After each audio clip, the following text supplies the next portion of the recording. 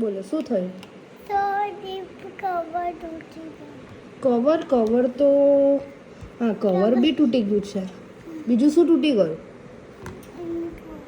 Toughen તૂટી ગયું બેબીથી. હવે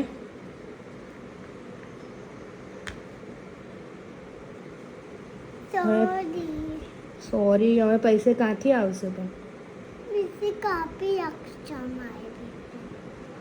તારા પૈસામાંથી કાપી લઈએ પણ તારા પૈસા આવશે ક્યાંથી? બીજું પિતાજી પપ્પાએ આપી આપશું.